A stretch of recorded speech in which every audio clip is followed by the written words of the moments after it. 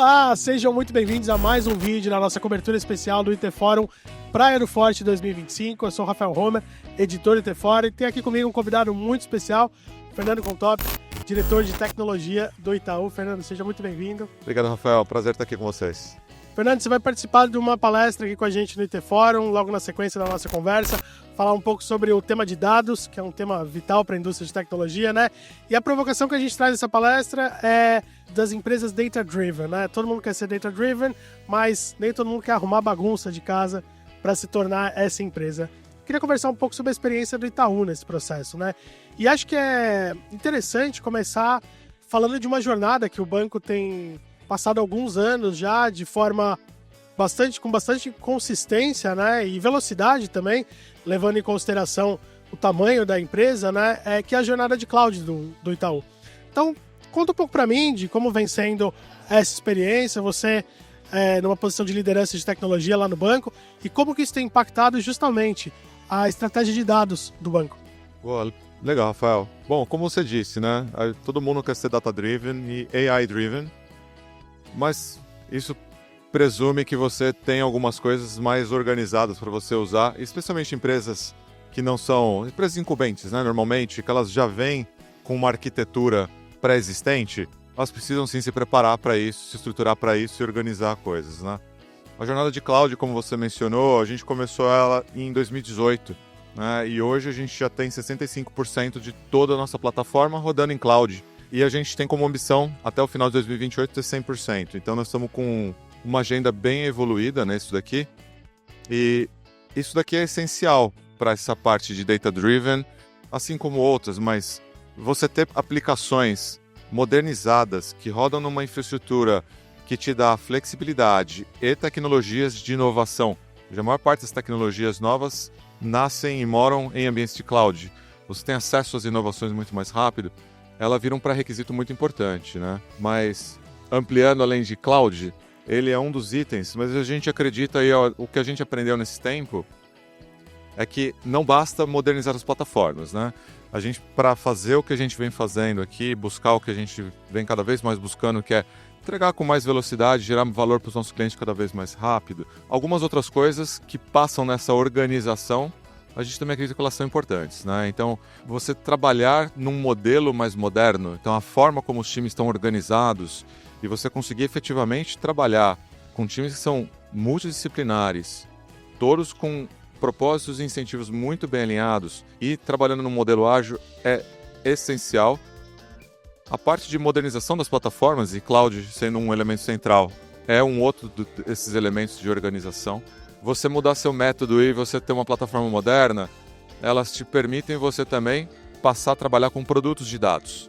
Só que isso daqui, só esses três elementos, a gente também entende que eles não são suficientes. E aí é onde entram os outros dois últimos aqui, que na nossa visão complementam o que é essa organização que dá o suporte, que é como é que a gente trabalha todos os princípios de design. Então, como é que a gente está construindo algo que, na percepção do cliente, ele entende, é fácil de usar e é impecável para o cliente, de fato, entender aquilo lá sem ter, desde termos ali levando para um banquês muito complexo, que as pessoas não entendem dentro de uma indústria financeira, mas algo que seja mais familiar para as pessoas. E, por fim, a parte de produtação digital. Então, a gente acabou desenvolvendo o nosso próprio modelo de produtação digital, que a hora que você alia esses cinco elementos, a gente entende que isso faz parte do organizar tudo que é necessário para, aí sim, né, a gente conseguir ganhar velocidade e ganhar escala e maturidade para usar AI e dados de uma maneira mais evoluída. Certo. Interessante, você falou da posição de uma empresa incumbente, né? O desafio de ser uma empresa nessa posição e promover essa transformação. E aí você falou de uma série de pilares, queria explorar um pouco mais cada um deles, né? Vamos falar um pouco das pessoas. Tecnologia, lógico, fundamental, tanto de ferramentas, você falou da jornada cloud, mas as pessoas podem ser um desafio um pouquinho maior nessa jornada de dados, né? Conta para mim como isso tem sido encarado dentro do banco e qual é a estratégia para você ter ali equipes, né, data-driven também, para buscar essa meta. Excelente pergunta, e é isso, né? As empresas são pessoas no final do dia e ter os melhores talentos e as pessoas certas no lugar certo é central para o sucesso da nossa estratégia de dados. Então, nesse aspecto, a gente trabalhou muito em frentes de capacitar as pessoas, seja em novas tecnologias de dados, e aí por dados, eu vou colocar aqui dados como uma maneira mais ampla, talvez o termo, não só analytics, data analytics, mas indo dados até questões de AI, desde AI, que hoje no mercado está sendo chamado de AI tradicional, talvez, como machine learning e coisas do tipo, para as AIs, para os campos mais novos, mais recentes de AI, como AI generativa. Então, capacitação é um elemento central, e isso não vai só para a tecnologia, né? E às vezes esse talvez é um ponto aqui que é relevante, conectando com aqueles outros pilares que eu comentei de produtação também. Porque no final do dia, para você poder, inclusive com design, você produzir o que mais faz sentido para o cliente, para você poder de fato criar produtos digitais que entreguem o real valor esperado, você precisa já desde o princípio estar construindo suas hipóteses, testando com os clientes, usando dados, e você precisa desenhar o seu produto pensando quais são os dados que você precisará para o seu produto. Não só para o lançamento dele, mas para você manter esse produto vivo. Então essa capacitação e treinamento, ele vale tanto para as pessoas que trabalham ali mais ligadas à engenharia de software, engenharia de dados, as pessoas normalmente de disciplinas de tecnologia, mas também para as pessoas tanto de produtos como de design. Então a gente faz um processo bem amplo de capacitação e treinamento de todas as disciplinas para garantir que todo mundo conhece sobre o tema, conhece as técnicas, e desde o momento que você está concebendo uma ideia até depois quando você está operando o seu produto no dia a dia, o que você pode fazer com isso. Uhum. É interessante, então você tem tanto o pessoal ali do back-end quanto o pessoal do front-end envolvido na estratégia de dados, né, e trabalhando em conjunto para desenvolver os produtos. E você comentou sobre o usuário final, né? O seu cliente, no caso. Como que ele entra nessa lógica e ele também é um pilar fundamental da estratégia de dados? Perfeito, total, né? A gente adota algumas formas aqui, né? O cliente participa muitas vezes, tá? Eu diria que a maior parte do que a gente faz hoje, customer facing, a gente co-constrói com clientes.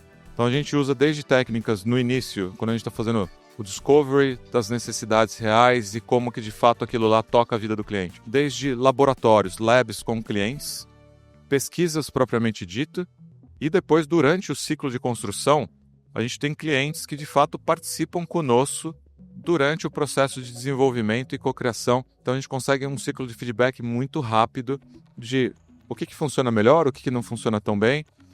E depois ao longo do processo de a hora que a gente entende que o produto tem um market fit ajustado, o como a gente vai fazer o go-to-market efetivamente para escalar a adoção desse produto é onde entra outra parte aqui, onde dados é central, porque nenhum produto vai para o ar, né, como um Big Bang. Sim. E ele abre de uma vez só.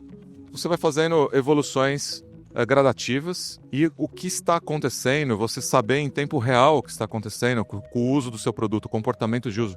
Você não vai conseguir conversar com todos os clientes, né? Como é que você acompanha então o seu produto? Você precisa saber quais são os dados e os sensores que você tem.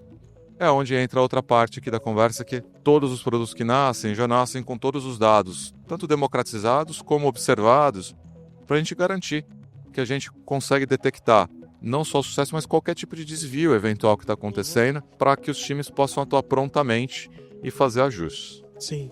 E Fernando, durante a sua apresentação, você vai trazer alguns exemplos de produtos que são resultado dessa estratégia de dados do banco e também da jornada da nuvem do banco, alimentados muito por inteligência artificial, né? Que, de novo, é um resultado direto dessa estratégia de dados. Queria que você contasse um pouco pra gente o que o banco tem explorado em termos de inteligência artificial, de produtos, né, que envolvem ferramentas de inteligência artificial e, de novo, como a estratégia de dados aí suporta esses novos produtos. Maravilha.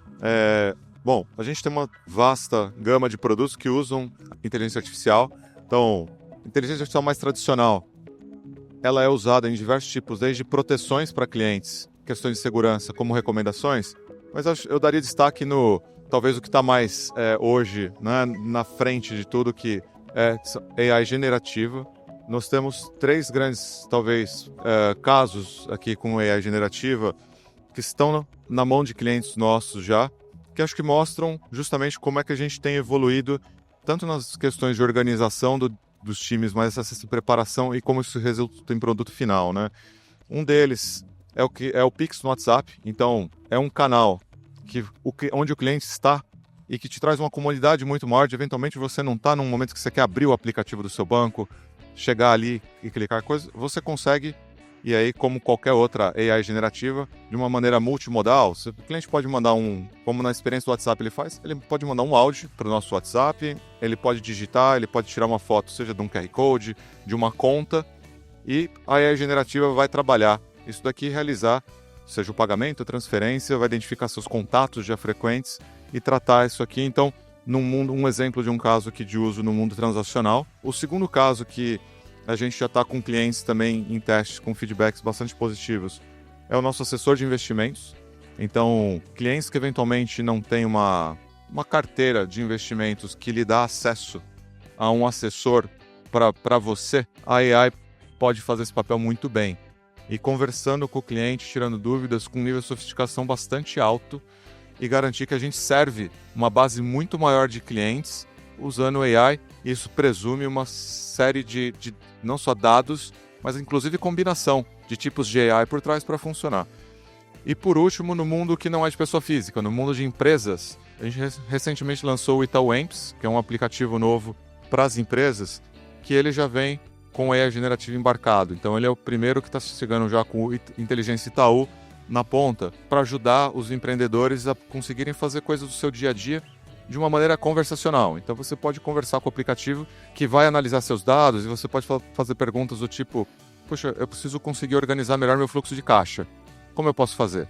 E aí, usando os seus dados, ele vai analisar e vai conversar com você e vai te orientar em como você pode, por exemplo, organizar melhor seu fluxo de caixa, de recebíveis, e ajudar empreendedores no Brasil a gerir melhor suas empresas. Então, acho que são 3 grandes casos de uso aqui que a gente tem, que a gente já vem colocando na mão dos nossos clientes. Bacana. O Itaú Amps, um lançamento bastante recente, até tive lá no Itaú, quando fizeram o anúncio do Banco Novo, mais focado em pequenos empreendedores agora, né, e empresários MEI, né, e tem mesmo esse pilar de inteligência artificial generativa como fundamental ali, né, a interação básica do cliente com essa ferramenta.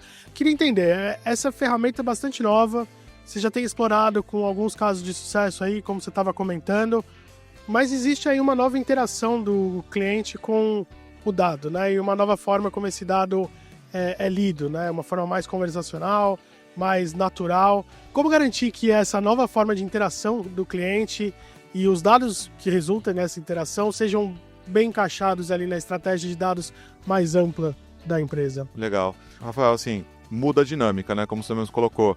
Porque a hora que você está navegando num aplicativo, por exemplo, normalmente os dados que você acaba tendo são cliques, ou visualizações de página, ou a sequência de uma navegação. Um modelo conversacional é muito mais fluido e talvez não tenha uma sequência pré-determinada, né? Porque cada pessoa é uma pessoa, ela vai interagir de uma maneira diferente. Então, por trás disso, a gente construiu um arcabouço que consegue, por um lado, garantir que a gente entende qual é a intenção do cliente, e isso é o que acaba ficando, né, de fato, alimentando o que muito parecido com uma memória de conversas que a gente vem tendo, e os seus próprios dados, que já são os seus dados transacionais que estão conosco, mas tudo num ambiente seguro aqui do Itaú.